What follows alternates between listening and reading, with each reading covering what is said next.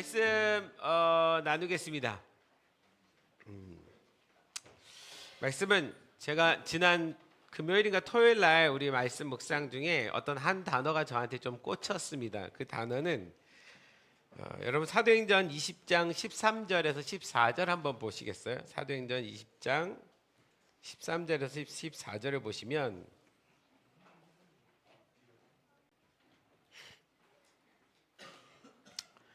우리는 앞서 배를 타고 아소에서 바울을 태우려고 그리로 가니 이는 바울이 걸어서 가고자 하여 그렇게 정하여 준 것이라. 바울이 아소에서 우리를 만나니 우리가 배에 태우고 미둘레네로 가서. 여기서 우리는 이제 바울과 함께 전도 여행을 다니고 있는 여러 동역자들이죠. 배를 타고 아소에서 바울을 태우려고 그리로 가니 이는 바울이 걸어서 가고자 하여 그렇게 정하여 준 것이라. 자, 요 앞에 있었던 이야기는 우리가 지난번에 유두고 사건 이야기 알죠? 얘들아, 유두고가 떨어져 죽은 도시가 어디라고 그랬어? 뭐라고? 어디라고 그랬어? 그렇지, 들어와. 자, 드로아에서 바울이 죽은 유두고를 살리고 그 다음에 바울은 예루살렘을 가기 위해서 다시 여정을 떠나는데 그때 바울이 그렇게 정해줍니다. 아소로 먼저 가는데 바울은 나는 아소까지 걸어서 갈 테니 동역자 당신들은 배를 타고 먼저 가서 거기서 만납시다 라고 바울은 아소에서 걸어가기로 결정을 합니다. 근데 여러분, 이 아소라는 곳이 드로아에서 아소까지 몇 킬로나 될 것 같아요? 몇 킬로쯤 될까요? 찍기의 달인 우리 한열 몇 킬로 될 것 같아요? 드로아에서 아소까지 24. 조금 모자랐습니다. 124. 조금이라고 그랬지. 40km 정도 됩니다. 그러니까 40km를 바울은 걸어가기로 하고 동역자들은 배를 타고 먼저 가 있고 어디서 만난다고요? 아소. 어디서 만난다고요? 아소. 제가 이때 아소라는 이 도시의 지명의 이름에 대해서는 맨 마지막에 얘기를 드리겠는데 바울이 그 40km를 걸어가기로 한 거예요. 좀 이상하지 않습니까? 동역자들이랑 같이 가는데 굳이 동역자들은 배를 태워서 보내고 자기 혼자 걸어서 아소까지 가겠다고 결정을 한 거예요. 그렇게 정해줬다라고 이제 누가가 이야기를 합니다. 그럼 바울은 혼자 걷고 싶었던 거예요. 그 길을 한 40km 정도 걸으면 몇 시간 정도 걸릴까요? 우리 40km 걸을 일 잘 없는데 몽골은 이게 진짜 몽골이야말로 걷기를 진짜 너무 자주 하시는 곳 아닌가요? 선교사님 40km 얼마나 걸릴까요? 걸으면 말 타고 가면 4시간 걸으면 10시간 10시간 정도면 이제 하루 꼬박. 우리가 이제 마라톤 뛸 때 마라톤이 몇이죠? 예? 41.195잖아요. 그러니까 그거를 뛰면 이제 2시간 가는 거지만 그건 그 사람들 이야기고 걸어서 가면 선교사님 말씀대로 10시간 쉬었다 가면 하루 꼬박을 이제 걸어가야 될 길이에요. 그러니까 바울이 하루 꼬박 걸어갑니다. 근데 바울이 이렇게 걸어갔던 적이 이때가 한 번뿐만이 아닙니다. 제가 바울이 왜 걸었을까? 오늘의 주제는 왜 걸었을까요? 아소까지 왜 걸어가야 됐을까? 무엇을 목적으로 무엇을 생각하고 걸어갔을까? 걸어가면서 도대체 뭘 했을까? 굳이 이렇게 정해서 함께 있는 동역자들 다 보내고 홀로 걸어간 이유가 뭘까? 바울은 동역자들과 만나서 사역하는 거 너무 좋아했거든요. 그런데도 불구하고 이렇게 홀로 시간을 보냈던 이유는 뭘까? 근데 바울이 이렇게 걸었던 적은 한두 번이 아닙니다. 사도행전 17장 1절에 보면 바울이 2차 선교 여행 중에 빌립보를 떠나서 마게도냐의 주요 도시들을 거쳐서 데살로니가까지 이동을 합니다. 17장 1절에 이렇게 나와 있어요. 그들이, 이건 바울이에요. 바울과 함께한 자들이 암비볼리와 아볼로니아로 다녀가 데살로니가에 이르니 거기 유대인의 회당이 있는지라. 여러분, 여기 바울이 여기서 빌립보부터 데살로니가까지 가는 그 길을 바울이 걸어서 지나가는데요. 몇 킬로였을까요? 열아? 아까보다 많이 써봐. 몇 킬로 걸었을까요? 120. 아깝습니다. 조금 더 써야 되는데. 네. 한 번만 더 기회를 줍니다. 인서야 몇 킬로 했을까? 120보다 좀 많이 써야 돼. 아깝습니다. 네. 조금만 더 쓰시면 되는데 진서야 몇 킬로일까? 그렇지. 160킬로. 야, 제가 눈치가 있어요. 160km를 걸어서 가는 여정이었습니다. 여러분 160km 걸으면 얼마나 걸릴까요? 우리 단연간 걸어보신 선교사님 몇 시간이나 걸릴까요? 30시간. 아, 그냥 안 쉬고 꼬박 걸으면 30시간. 여러분 몽골 안 가보셨죠? 저는 제가 간 나라 한 20여 개국 넘게 다녔는데 그 간 나라 중에 가장 특이한 나라라고 말하면 전 몽골이라고 말하고 싶어요. 여러분이 본 적이 없는 그런 장면들을 봅니다. 광활한 그 언덕들, 초목이 없는 그 참 특이한 어느 나라에서도 볼 수 없는 광경을 보게 되는데, 제가 한 번은 고영훈 선교사님한테 나 몽골을 좀 보여달라. 내가 몽골을 알고 싶다. 근데 울란바토르는 몽골이 아니고 도시고 진짜 몽골을 보고 싶다. 차를 타고 이제 2박 3일을 가는데 끝도 없는 진짜 황무지 같은 곳을 가는데요. 와, 그때 나는 몽골이 이런 곳이구나라는 걸 처음 느꼈어요. 길이 없어요.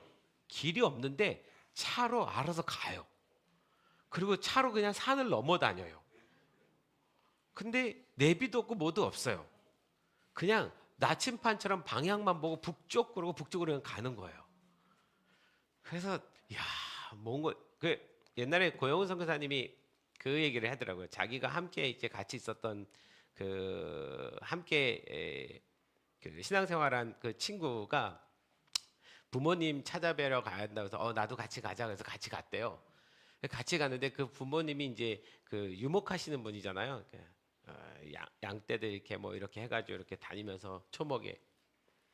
그래서 이제 찾아갔는데 부모님이 계신 곳이라고 해서 이제 그 광야 같은 한복판에 가는데 가보니까 부모님이 안 계신 거예요. 왜요?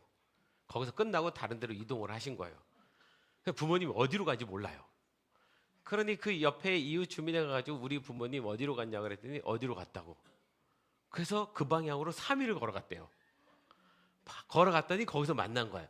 그러니까 도시에 나온 그 자녀가 부모를 만나러 갈 때에도 며칠 몇 날을 걸어서 가고 가면 없고, 그럼 어디로 갈지 찾아가지고 또 몇 날 며칠을 걸어가고. 근데 그게 하나도 이상하지 않은 나라인 거예요. 그죠, 선교사님?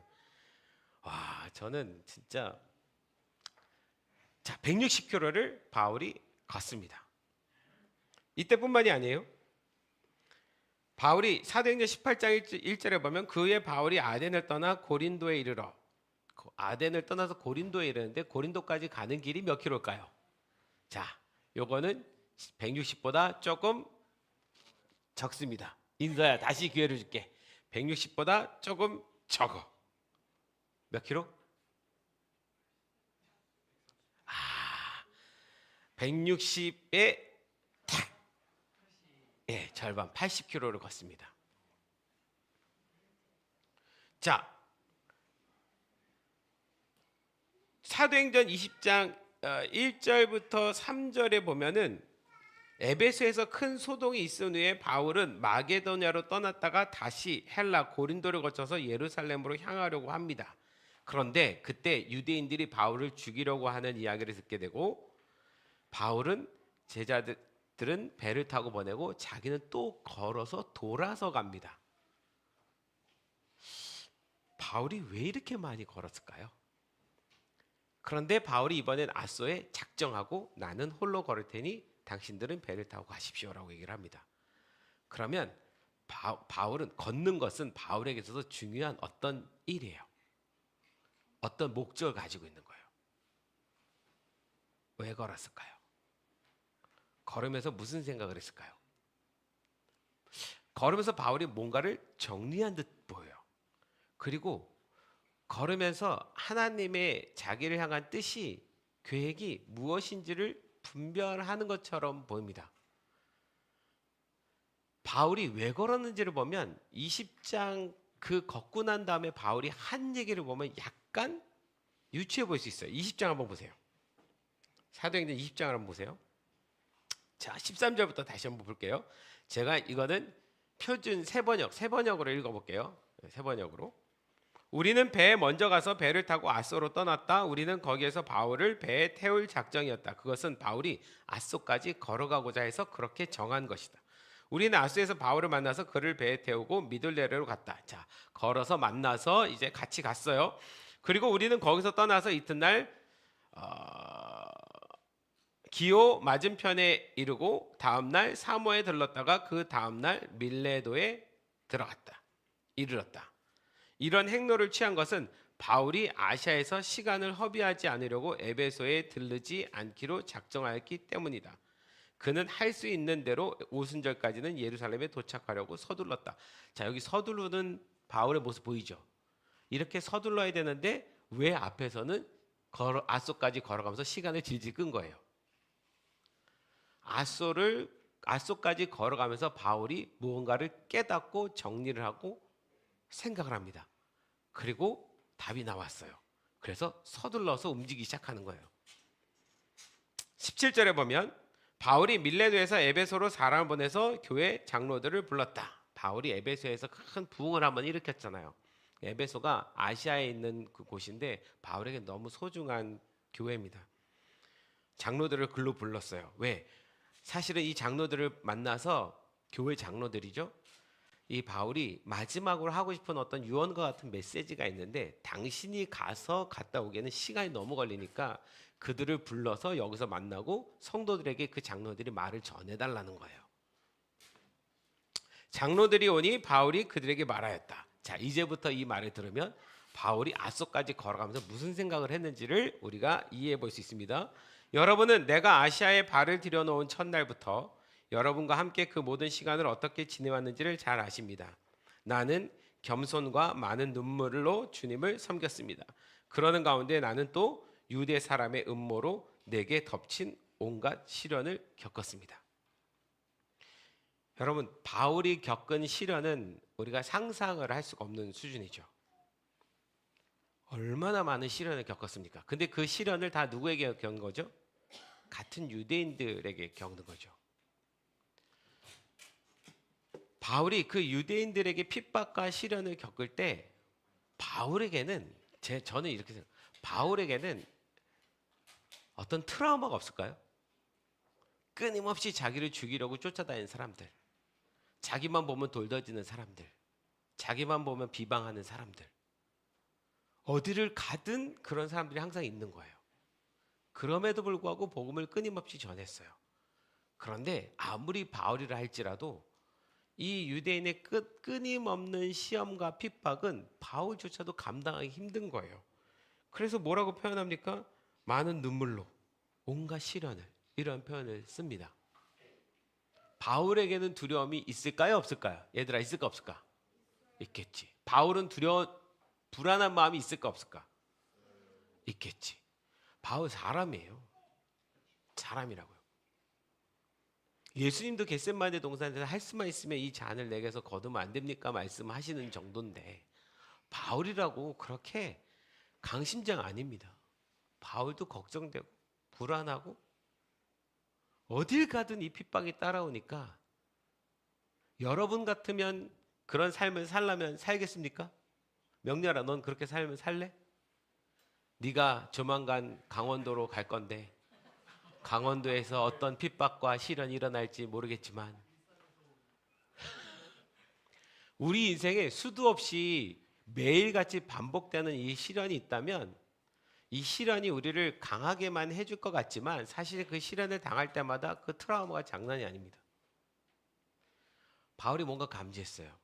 지금껏 이렇게 받은 시련이 아무것도 아닌 시련이 기다리고 있다는 걸.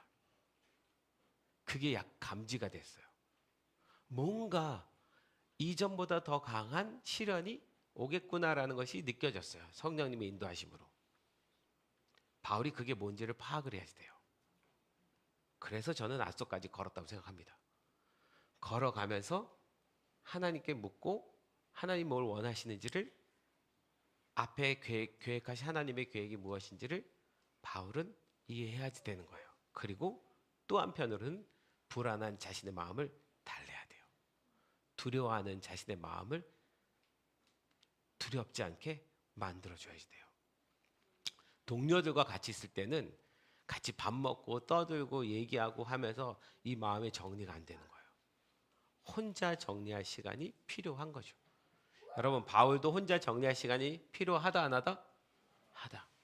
자, 이게 바울의 예가 우리하고 우리의 삶의 예랑 매치시키기는 쉽지 않을 것 같아요. 우리는 그렇게 바울처럼 많은 고난을 겪은 사람은 아니니까.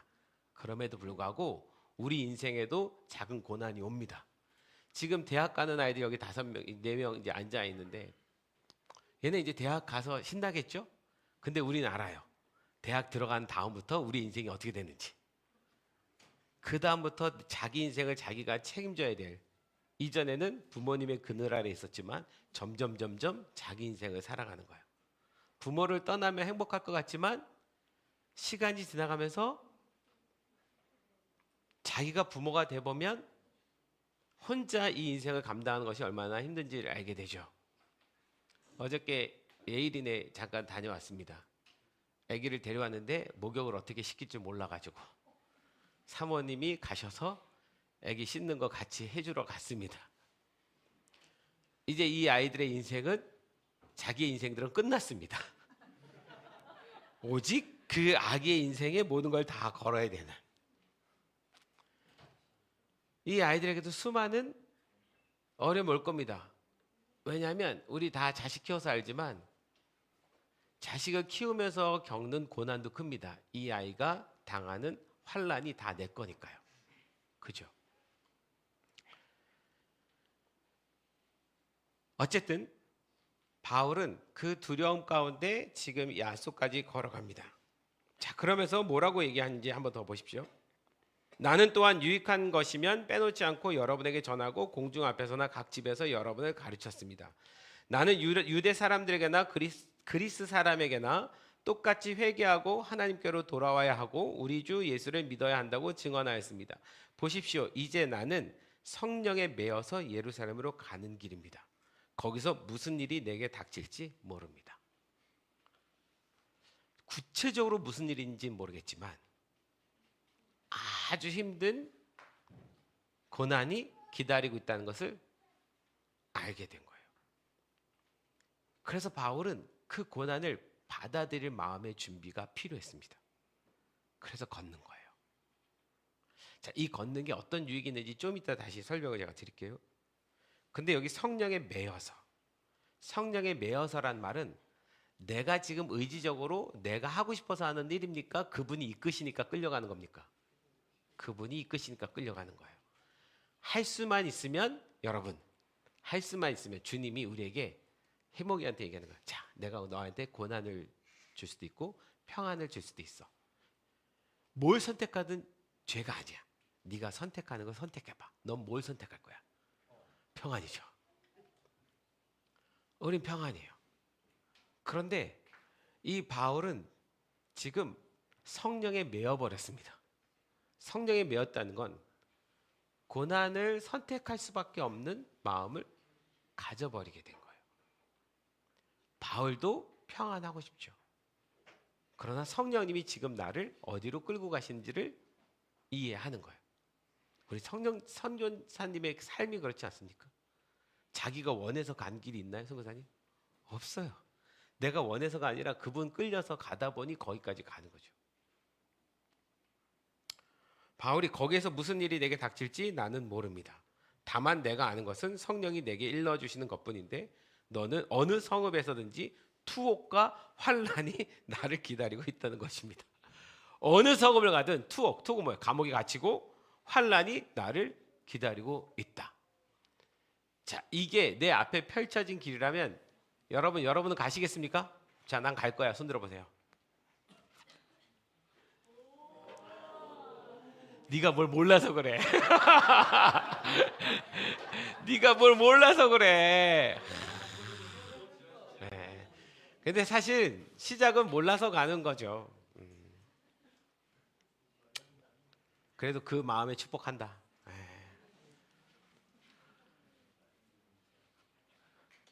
저도 목회를 하면서 선교 사역을 하면서 이번에 33기 33번째 팀을 데리고 다녀왔잖아요. 돌아보면 여러분 얼마나 많은 일이 있었을까요?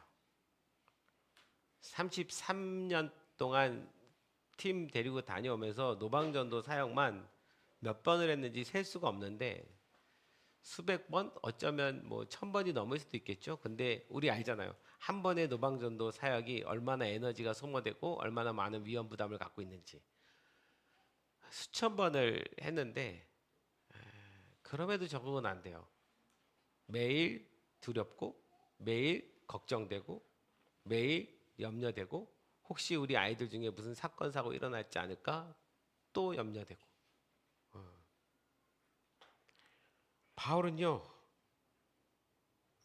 어느 성읍에서든지 투옥과 환란이 자기를 기다리고 있다는 것을 알게 됩니다. 그리고서 이런 고백을 하는 거예요. 그러나 내가 내 달려갈 길을 다 달리고 주 예수에게서 받은 사명 곧 하나님의 은혜의 복음을 증언하는 일을 다하기만 한다면 나는 내 목숨이 조금도 아깝지 않습니다. 바울은 알았어요. 마지막이 죽음이란 거. 가는 성읍마다 투옥과 환란이 기다리고 있는데 그 맨 마지막은 죽음이란 거. 그거를 바울이 알게 됩니다. 느낌이 이상해서 걸어야겠다라고 걸었는데 뭔가 마음 안에 불안과 두려움이 와서 안 되겠다. 내가 걸어야겠다. 걸으면서 이 불안과 두려움이 어디서부터 왔는지를 내가 확인해야겠다. 그리고 이거에 대한 내 마음을 정리를 해야겠다. 하나님, 과연 하나님 원하시는 게 뭡니까? 이거를 40km를 우리 선교사님 말씀대로 하면 하루를 꼬박 걸어가면서 하나님 앞에 묻습니다. 그리고 점점 깨닫게 되는 거예요. 가는 곳마다 투옥과 환란이 기다리고 있다. 맨 마지막에는 죽음이다. 그럼 바울 너 어떻게 할래? 자기가 자기 스스로에게 묻는 거예요. 바울 너는 어떻게 할래? 그래도 갈래?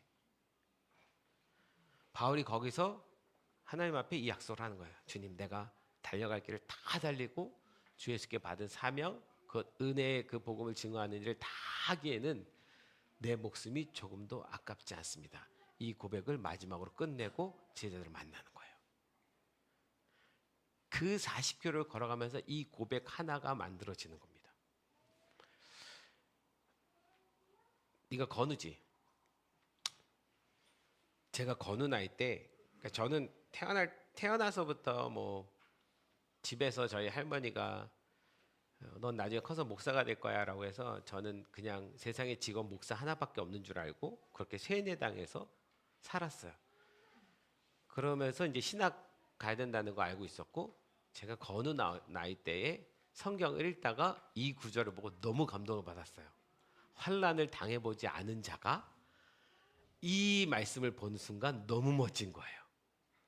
이렇게 멋진 고백을 할 수 있는가? 그래서 제 좌우명으로 사도행전 20장 24절을 받고 주님 나도 이렇게 살겠습니다라고 건우처럼 손들고 근데 지금은 조금 야 이거 함부로 받은 말씀 아니다. 할 수만 있으면 이 길 안 가고 싶다. 할 수만 있으면 거절하고 싶다. 이 생각이 들어요. 바울이 수도 없는 환난과 고난을 그 유대인들에게 받았잖아요. 근데 그 앞에 받았던 그 모든 환난은 서막에 불과한 거예요. 이제 진짜 본론으로 들어가는 얘기가 들어가는데, 앞에 얘기했잖아. 내가 눈물로 내가 받은 시련이, 이걸 아는 바울에게 있어서 이 고백을 하는 건 쉬운 고백이 아닙니다. 그러면 마음의 정리가 돼야지 돼요. 다 정리를. 마지막까지 어떻게?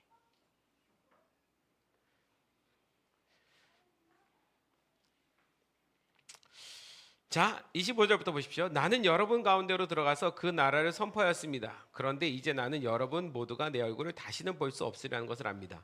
오늘 보는 게 마지막입니다. 다시는 못 봅니다.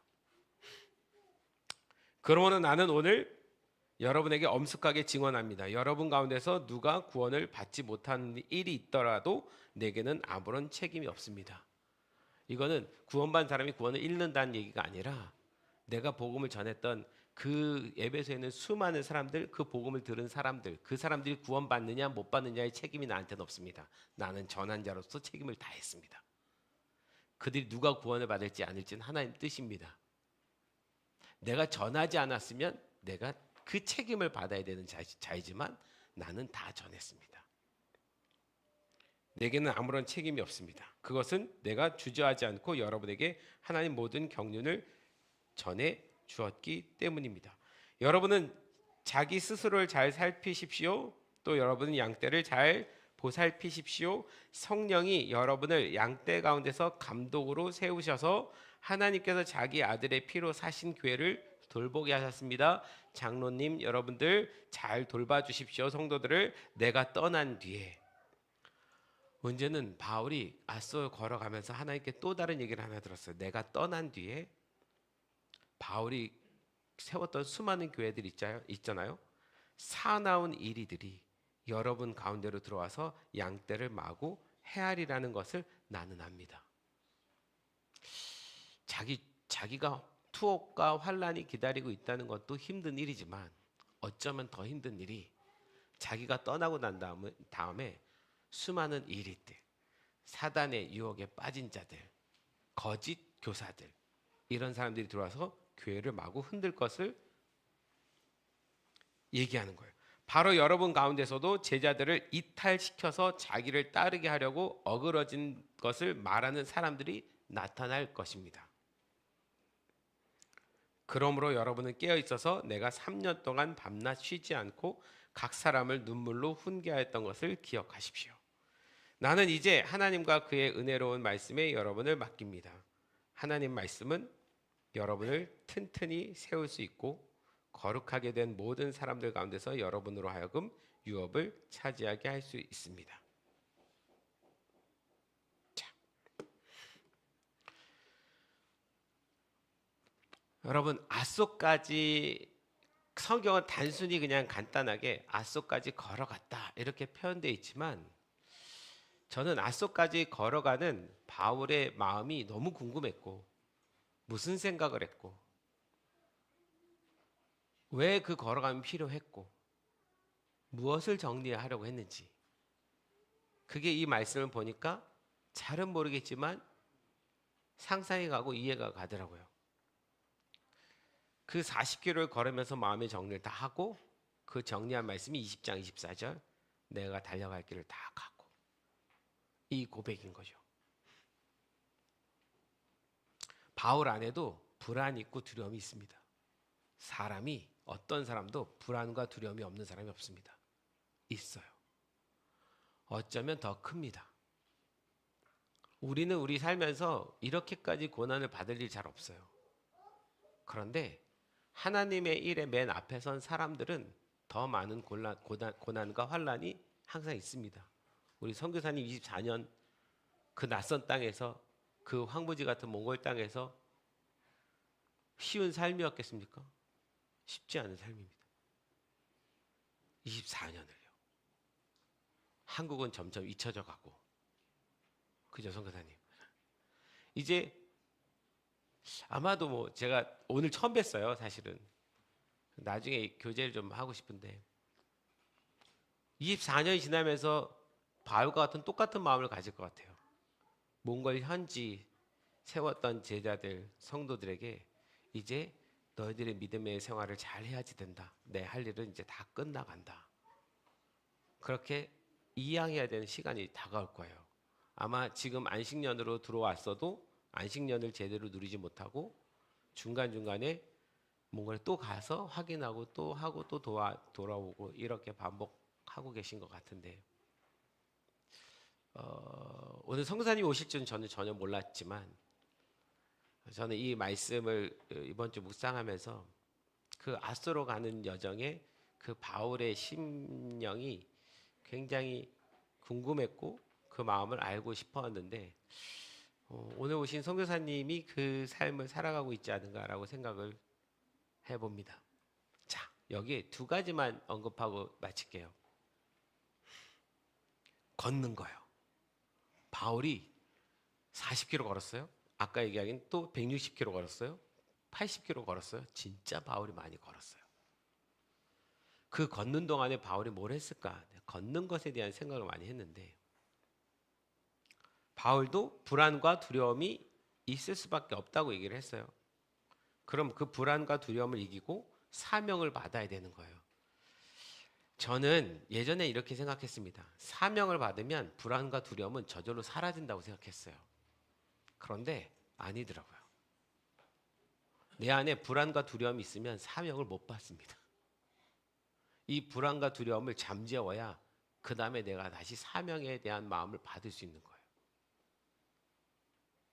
나는 불안하고 두려운데 여러분 불안하고 두려운 상황 속에서 누가 여러분들에게 사명을 주면 불안과 두려움이 잠재워집니까? 아니요. 사명이 안 들어와요. 귀에.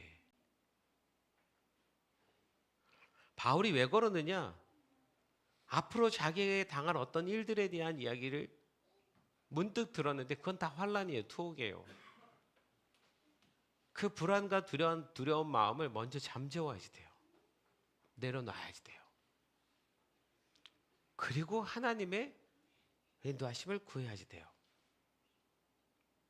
마음이 심란해서 걸었다고 생각합니다. 저는 마음이 심란해서.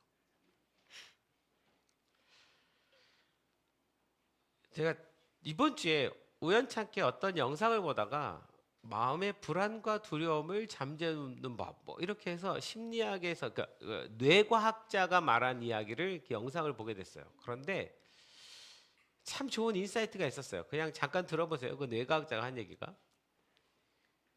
여러분 우리가 어떤 상황을 딱 맞닥뜨리게 되잖아요. 그러니까 이게 두렵고 무서운 어떤 상황을 딱 맞닥뜨리게 되면 저는 우리 마음에 있는 감정은 우리 마음에 있을까요? 뇌에 있을까요? 우리가 일상적으로 이해하는 건 예전에 이제 뇌과학이 발달되지 않았을 때 감정은 마음에 있는 거라고 생각을 했는데 이 감정이 뇌에 편도체라는 것이 있어요. 편도체. 어디 있냐면 요 귀에서 요 안으로 들어가면 요 중심에 이 아몬드 같은 요만한 그 기관이 하나 있는데 그게 편두체입니다. 어떤 문제가 일어나면 그 문제를 제일 먼저 파악한 애가 이 편두체예요. 이게 센서처럼 딱 작동이 됩니다. 이거 두려운 일이야. 이거 무서운 일이야. 이거 잘못하면 죽는 일이야. 그때까지는 감정이 이게 두렵다는 거 몰라요. 편두체가 먼저 알아요. 마치 우리 극장에 갔을 때 불이 나면 뭐가 울리죠? 화재 경보기 울리죠. 사이렌 울리잖아요. 여러분 그거 딱 울리면 마음이 어떻습니까? 영화관에 앉아 있는데 그게 울려요. 그러면 내 심장이 어떻게 될까요? 심장이 엄청나게 빨리 뜁니다. 호흡은요. 이게 뛰니까 가빠져요. 왜? 불안하니까. 어떤 사건을 보고 어떤 문제를 보고 그 문제가 어떻게 될지를 다 인식하지 못했는데 편도체가 먼저 알고 사이렌을 울려버려요. 내 몸에서. 그러면 내 몸 안에 내가 감정을 느끼기도 전에 뭐부터 먼저 움직이냐면 이 심장이 막 뛰는 거야. 불안한 마음에. 경험해 보셨죠? 심장이 뛰어요? 성훈 형제 스페인 갔을 때 혹시 이런 일이 있으면 잘 해결하라고 얘기해 주는 거예요? 스페인 가서 스페인 물론 좋은 나라긴 하지만 쉽겠어요? 관광 가러 가는 게 아니고 워킹 홀리데이로 가는 건데 어떤 사건이 딱 터졌을 때 내 심장이 막 빨라져요. 심정이 빨라지고 호흡이 가빠집니다. 그러면 이 편두체가 내 몸에 있는 모든 에너지를 거기다가 다 쏟아부어 버려요. 이때 비로소 이 심장이 막 두근거리는 이 상황을 보고 뇌에서 감정이 불안하다, 두렵다라고 느끼는 거예요. 자, 그러면 감정이 먼저 움직이는 게 아니라 내 육체가 먼저 움직이는 거예요, 사실은. 그 상황에 대한 반응을 내 육체가 먼저 움직이는 거예요. 먼저 가슴이 뛰고 호흡이 가빠지고 그 상황을 보고 내가 불안하구나, 두렵구나 라는 감정을 인식하게 되는 거예요. 그러면 여러분, 우리 몸 안에서 어떤 일이 일어나냐면 이 심장이 빨라지니까 피가 굉장히 빨리 돌겠죠. 그러니 몸에 있는 모든 에너지를 여기다 다 보내줘야 돼요. 그러면 제일 먼저 어디에 에너지 스위치를 꺼버리냐면 소화기관의 에너지를 꺼버린답니다. 소화기관에 들어가는 에너지를 빼서 일로 보내는 거예요. 그러니까 마음이 불안하고 두렵고 스트레스 받으면 밥 먹고 소화돼요, 안 돼요? 체하는 이유가 거기 있어요. 이게 작동을 안 해요. 여기 에너지를 여기다 빼서 여기로 써야 되는 거니까. 신경계의 에너지를 여기다가 다 쏟아붓는다고 합니다. 그리고 또 뇌 있잖아요. 뇌에 전두엽이라고 있잖아요. 전두피질, 전두엽. 이 앞에서 이성으로 이 상황을 판단하고 정확하게 해석하고 분별하는 이 뇌에 쓰는 에너지를 일로 다 보내버린대요. 그러니까 편두체가 불안함을 주고 그것이 강화되면 이 편두체만 막 활성화되면 내 앞에 이 이성으로 이거를 판단하는 그 뇌의 기능이 멈춰버리는 거예요. 그럼 뭐만 남아요? 불안과 두려움만 남아요. 이게 우리가 문제의 어떤 상황을 닥쳤을 때 일입니다. 그러니까 첫 번째로 몸이 어떻게 반응한다고요? 심장이 두근거리면서 뛴다고요. 우리가 어떤 사건을 딱 마주 닿았을 때 심장이 먼저. 우리 아이가 갑자기 사고가 났다는 얘기를 딱 들으면 뭐가 먼저 움직여요? 몸이 먼저 반응해요. 심장이 두근. 그러면서 그 다음에 내가 불안하구나, 두렵구나라는 감정을 느끼게 된다고요. 그러면 그 불안한 마음에 우리가 스스로 그런 얘기를 많이 해요.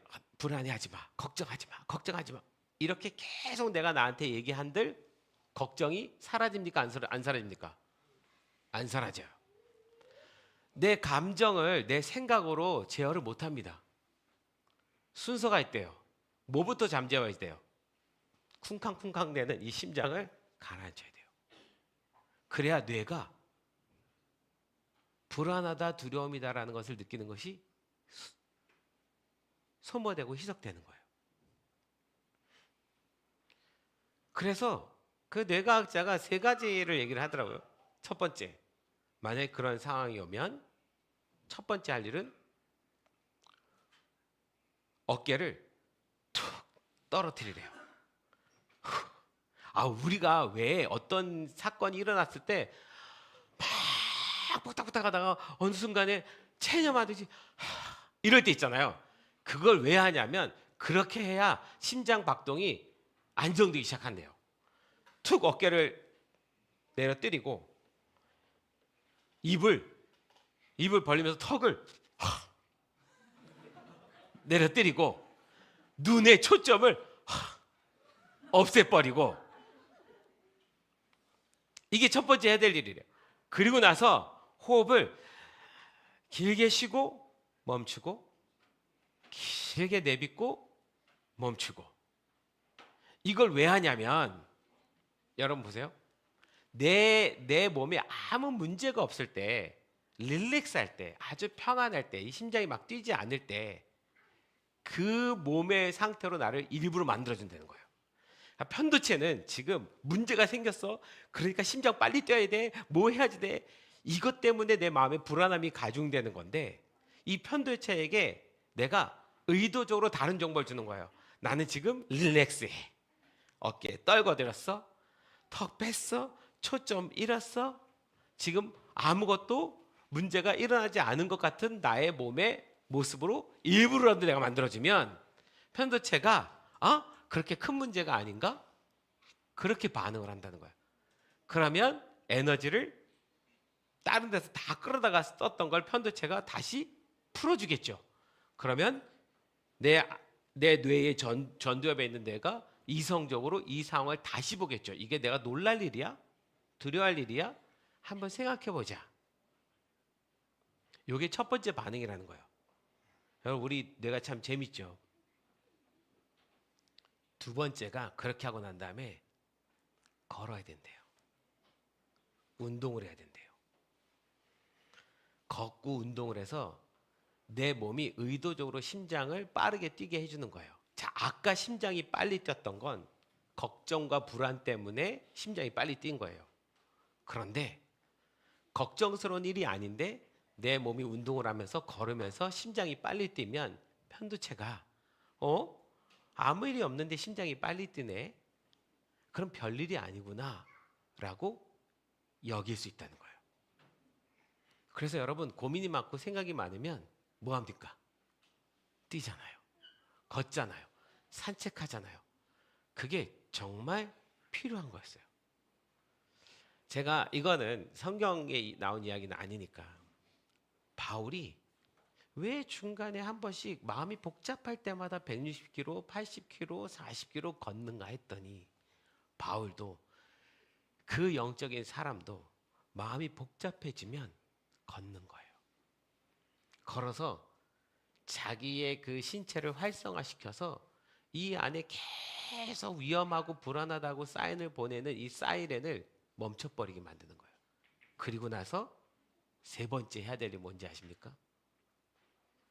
그게 안정되면 그때 내 온 뇌를 다 생각을 다 모아서 하나님의 뜻이 무엇인지 내 영이 하나님의 말씀을 받아들일 수 있는 마음의 상태로 만드는 거예요. 제가 이 부분은 제가 영과 혼과 육체의 관계에 대해서 참 관심이 많은데 이전에 이 영과 혼과 육체의 관계에 있어서 한 가지 제가 놓쳤던 것을 이번에 이 자료를 보고 배웠는데 육체를 먼저 달래고 나야 그 다음에 감정을 처리할 수 있고 그리고 그 다음에 내가 하나님 앞에 영적으로 나갈 수 있구나. 여러분, 다윗이 시편에 고백한 거 보면 다윗이 너무 불안하고 다윗도 뭐 당한 일이 뭐 장난 아니잖아요. 그러니까 바울의 시편을 보면 바울이 이런 고백을 자주 하잖아요. 내 영혼아 네가 어찌하여 낭망하며 불안해하는고. 그 유명한 다윗도 그 예배자도 불안한 건 불안한 거예요. 자기 영혼이 감당이 안 되는 거예요. 그러니까 어떻게 합니까? 자기 감정을 먼저 달래놓고 그리고 뒷부분으로 가면 갈수록 하나님 앞에 영적으로 나아갑니다. 저는 바울이 이 뇌과학을 알아서가 아니라 바울이 루틴 가운데 알게 된 거예요. 염려와 불안이 오면 잠깐 내려놓고 걷는 거예요. 여러분, 40km 걸어가면 내 심장박동 어떨까요? 그 불안함 때문에 뛰는 심장박동이 아니라 걸어서 뛰어서 생기는 심장박동이에요.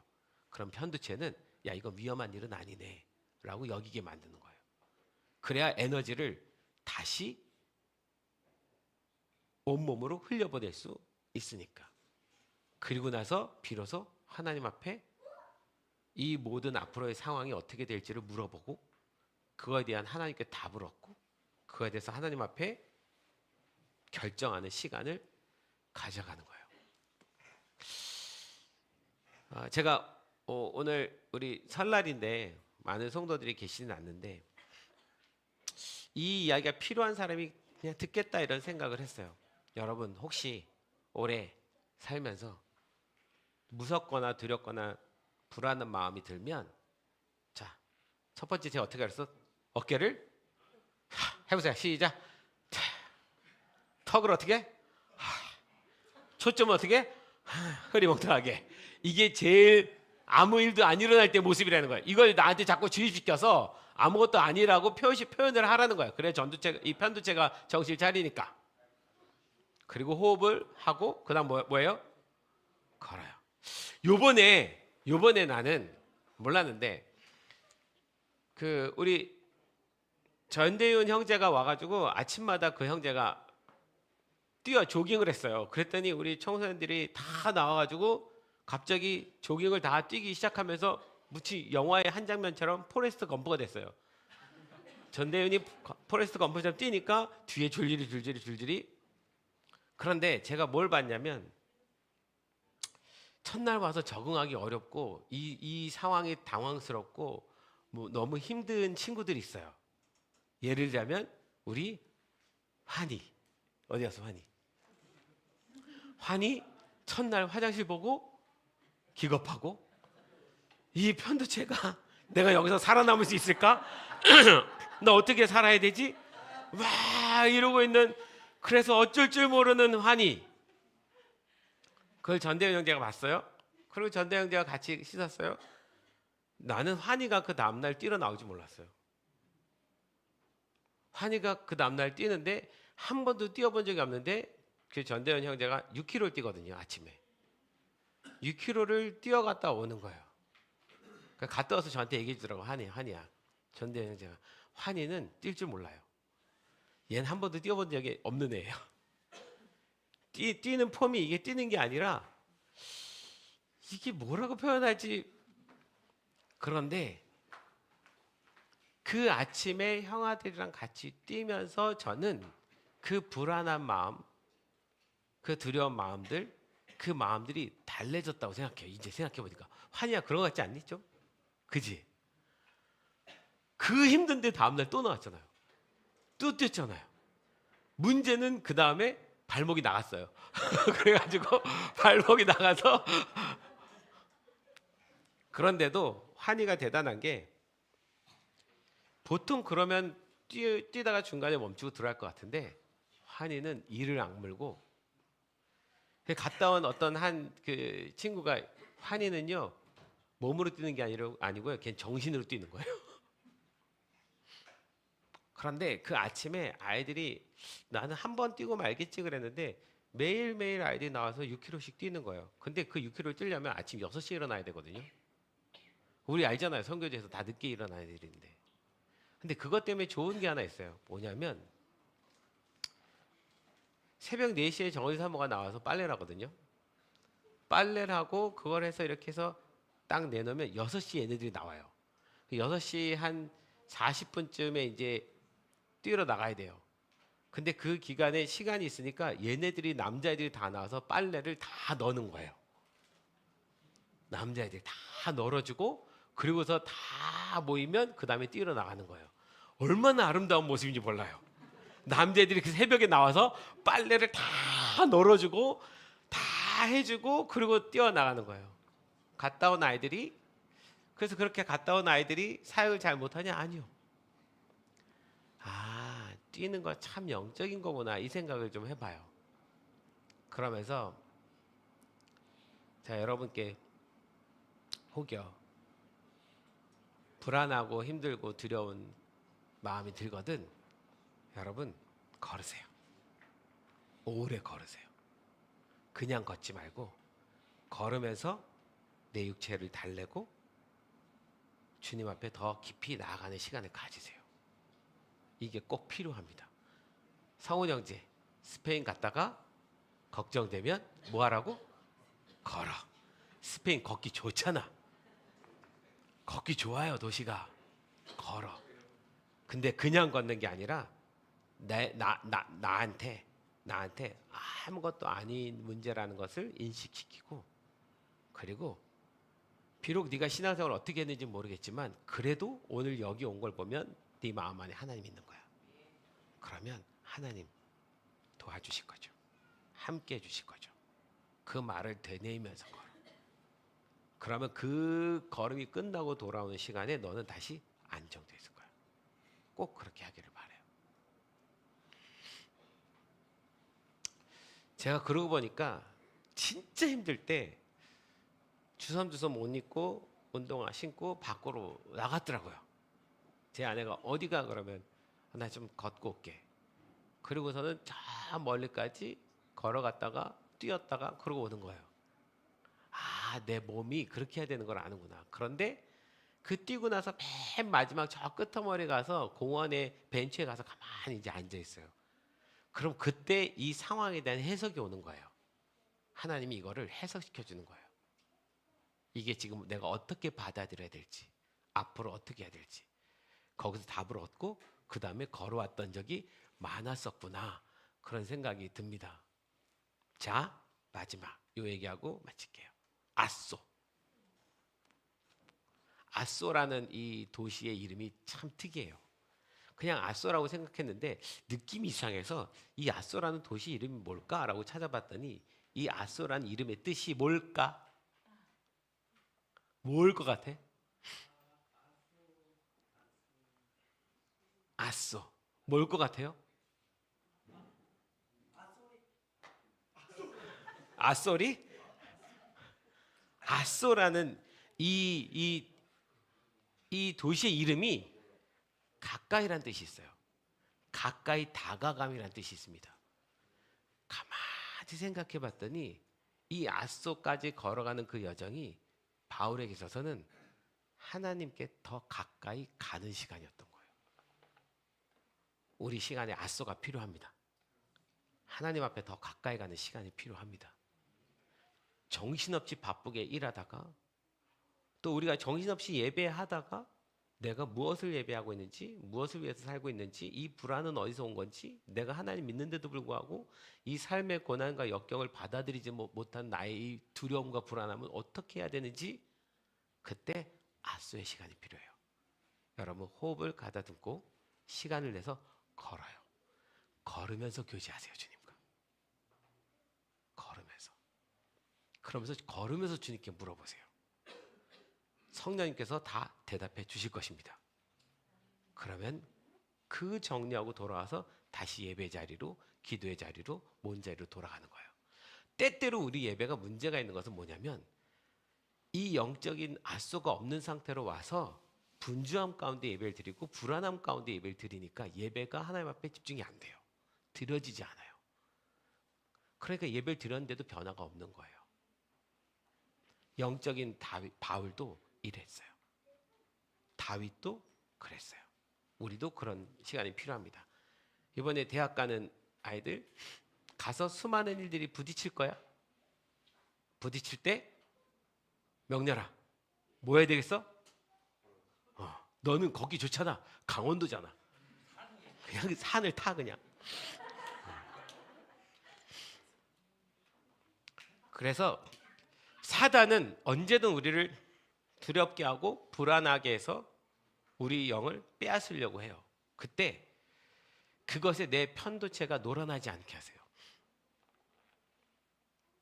나를 툭 안전하게 하고 걸으면서 하나님의 뜻이 무엇인지 분별하는 여러분 되셨으면 좋겠습니다.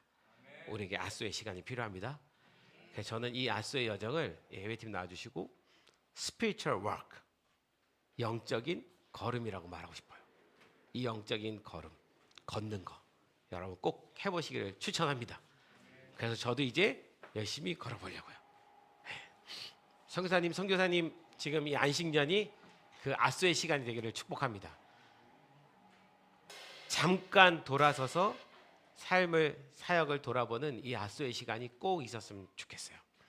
그리고 다시 몽골로 돌아가시는 여러분. 그래서 저도 제가 나한테도 걷는 시간 필요하겠다 싶은 생각이 듭니다. 어느 날 저에게 안식년이 아니라 그거 못하는 건 저도 아니까 안식 주를 주십시오 하는 날이 올 줄 모릅니다. 그래서 한 주를 빼고 어디론가 걸으러 가겠습니다. 그러면 가나보다 이렇게 생각하시고 뭔가 정리를 해야 되나보다 이렇게 생각하시면 될 것 같습니다. 자, 우리 일어나서 찬양하고 기도하고 마칩시다. 여기 아까 우리 첫 찬양에 내 마음 다해 주 이름 찬양해 주 사랑 깊어 말로 다 못하네 주 앞서가며 길을 만드시네 오직 내 갈망.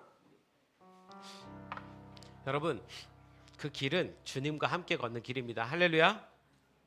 주님이 앞서 내 길을 걸어가십니다. 그리고 나를 그 길로 초청하십니다. 나는 그 길을 함께 따라가는 사람입니다. 사단은 우는 사자처럼 24시간 나를 넘어뜨리려고 갖은 괴계와 고난과 환난을 주겠지만, 사단보다 더 강하신 능력이신 그 주님께서 나와 함께 하시고 내 길을 인도하십니다. 다만 주님이 우리에게 요구하시는 것은 잠깐 시간을 내서 나랑 걸을래? 넌 지금 나랑 대화할 시간이 필요해. 바빠. 잠깐만 나랑 걷자. 이렇게 요청한 날이 올 거예요. 그러면 바울처럼 걸으세요. 아쏘의 시간을 가지십시오. 할렐루야. 찬양합시다. 내 마음 다해 주 이름 찬양해. 주 사랑 깊어. 주 사랑 깊어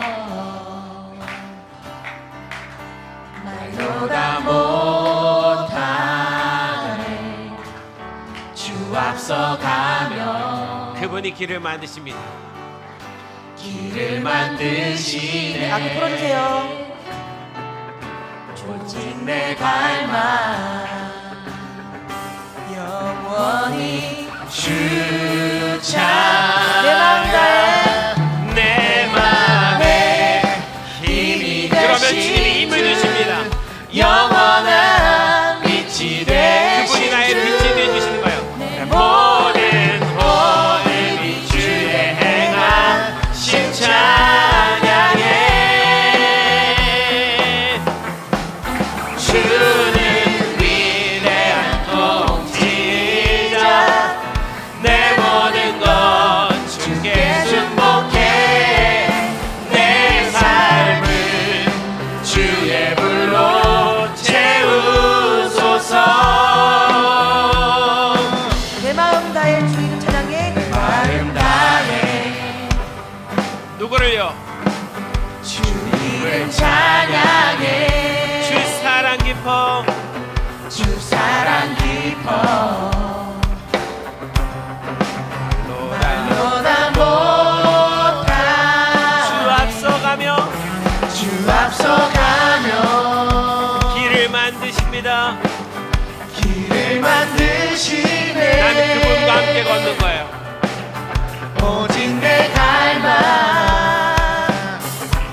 영원히 주 찬양.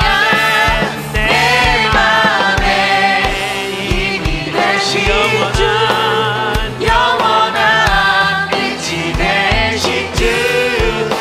모든 오름이 주의 행하심 찬양해. 주는 위대한 통치자. 주는 위대한 통치자. 내 모든 것 주께 순복해. 내 삶을 주의 불로 채우소서. 다시 한번 내 맘에 힘이 되신 주. 내 맘에 힘이 믿으십니까? 되신 주 영원한 빛이 되신 주. 모든 오름이 주의 행하심 찬양해. 주는 위대한 통치자. 그분이 다스리십니다. 내 모든 인생의 주권자는 그분이십니다. 내 모든 것 주께 순복해. 내 삶을 주의 불로 채우소서. 여러분, 이 찬양 다시 부르는데 손을 이렇게 들어보세요. 주님께 드린다는 표현입니다. 내 인생의 모든 주권이 주님께 있습니다. 아멘. 성원 형제, 너의 모든 인생의 주권은 하나님께 있어. 하나님이 책임져 주실 거야. 네가 너를 드린다면 스페인에서도 하나님 너와 함께 하실 거야. 아까 우리가 찬양할 때 로이가 내 무릎에 앉아 있었어요. 앉아서 이렇게 놀다가 한 장면을 보더니 갑자기 손 떨고 내려오더라고요. 그러더니 손을 이렇게 하고 이렇게 하더라고요. 뭔가 했더니 찬양할 때 상의자매가 이렇게 찬양하는 걸 보고 앉아 있다가 굳이 내려오더니 이렇게 하더라고요. 아, 보는 대로 따라하는구나. 여러분, 이 찬양 다시 한번 드리는데 내 마음을 주님께 드리고 내 삶도 드리고 그분과 함께 그분의 길을 따라가겠다는 마음으로 우리 한 번만 더 찬양하고 기도하고 하겠습니다. 내 마음 다해 주 이름 찬양해 주 사랑 깊어 말로 다 못하네 주 앞서가며 길을 만드시네 오직 내 갈망 영원히 주 한 번 더 고백합시다. 내 마음 다해 내 마음 다해 주 이름 찬양해 주 사랑 깊어 말로 다 못하네 주 앞서가며 길을 만드시네 오직 내 갈망 영원히 주 찬양 내 맘에 힘이 되신 주 영원한 빛이 되신 주 내 모든 오늘 빛주에 행하신 찬양해 주는 위대한 통치자 내 모든 것 주께 승복해 내 삶을 주의 볼로 우리 한 번 더 찬양합니다. 내 마음에 내 맘에 힘이 되신 주 영원한 빛이 되신 주내 모든 오늘 빛주에 행하신 찬양해 주는 위대한 주님이 다 통치하십니다. 내 모든 주님이 우리를 인도하십니다. 그분과 함께 거하라는 길이라면 아무 염려할 필요가 없습니다. 주님은 날마다 우리와 함께 하십니다. 주님 나와 함께 하여 주십시오. 내가 주님과 함께 그 길을 걸어가겠습니다. 우리 같이 주여 한번 외치고 기도하겠습니다. 기도합니다. 주여! 예, 주님 우리는 믿습니다. 당신이 날마다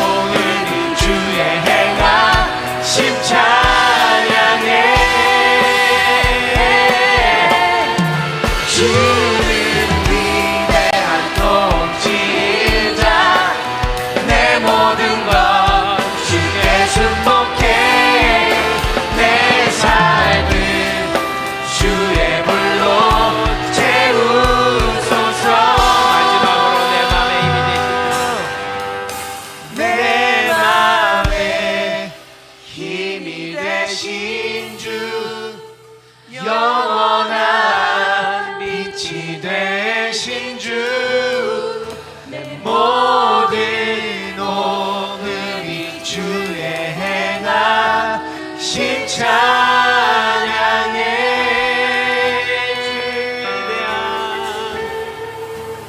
주는 위대한 통치자 내 모든 것 주께 순복해 내 삶을 주의 불로 채우소서. 예, 주님, 바울의 여정을 보면서 그가 얼마나 고민하고 또 생각하고 또 얼마나 힘들었고 우리가 다는 알 수 없으나